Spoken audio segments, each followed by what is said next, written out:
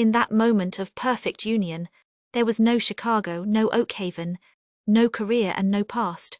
There was only the sound of their shared breathing, the exquisite friction of skin, and the overwhelming, undeniable harmony of two souls that had finally, gloriously, found their way back to the main movement of their lives. It was the deepest, most complex, and most beautiful piece of music they had ever created.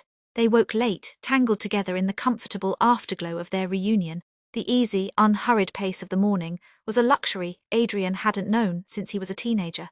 Finn had gone downstairs to make coffee, promising the exact same level of perfection as the day before, leaving Adrian alone in the warmth of the bed.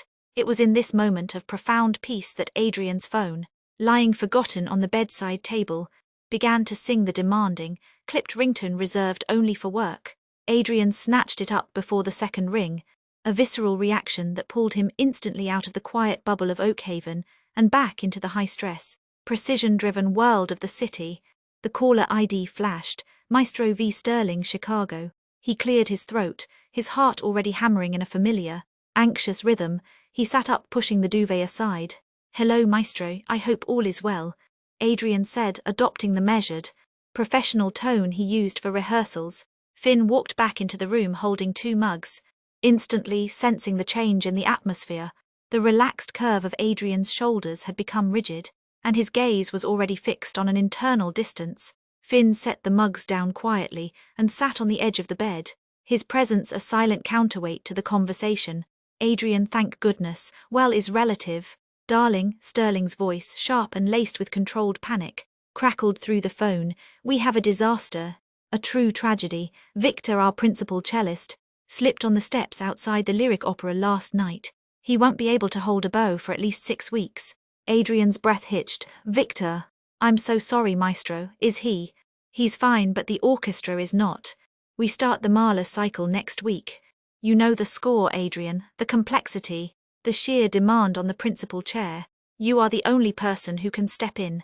I need you back, Adrian, today." The blood drained from Adrian's face. Today, the word was a heavy anchor, yanking him violently away from the coastline.